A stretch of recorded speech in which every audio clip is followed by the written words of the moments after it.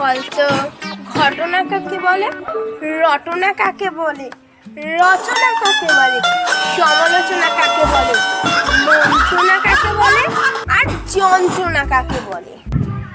ঘটনা কাকে বলে? কেন যখন কোনো ব্যাপার ঘটার পরে পাড়ায় বিস্ফোরকের মতো হুলস্থুল বেঁধে যায় তাকেই বলে ঘটনা।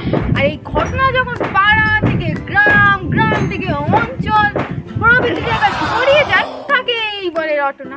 আর রটনার পরে যখন পাড়ার কাকিমারা নিজেদের মতো বানিয়ে বানিয়ে কথা বলতে আরম্ভ করে তাকেই রচনা বলে।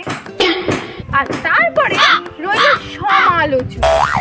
নিজেদের মধ্যে কাকিমারা যখন মতামত জানাতে থাকে বা আলোচনা করতে থাকে তাকেই বলে সমালোচনা। মন্ত্রণা কাকে বলে? এই বিষয়টা নিয়ে যখন কাকিমারা সলিউশন খুঁজতে যায় আর তাতেই যখন বিপত্তি ঘটে তাকেই বলে মন্ত্রণা। এবার সেটা কুয়ো হতে পারে আর শুয়ো হতে পারে, বুঝে নেওয়ার দায়িত্ব আপনার। আর রইল যন্ত্রণার কথা।